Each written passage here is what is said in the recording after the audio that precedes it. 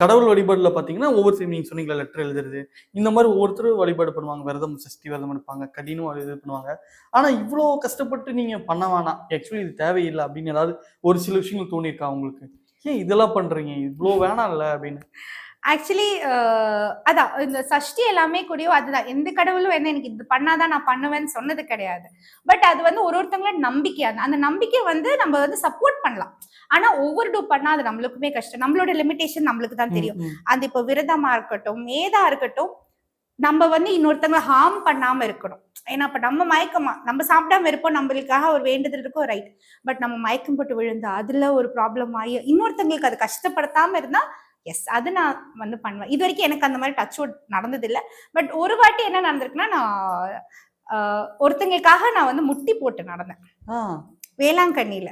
ஓ! யா அது வந்து எனக்கு எப்படின்னு கூட தெரியாதுங்க. சத்தியமா நான் வந்து என்கிட்ட வந்து ஒரு ஆண்டி தான் கூட்டிட்டு போனாங்க வேளாங்கண்ணியில. என்கிட்ட சொன்னாங்க, "நீ நல்லபடியா வேண்டிக்கோ." கிரிவலமும் இப்படிதான் ஆச்சு.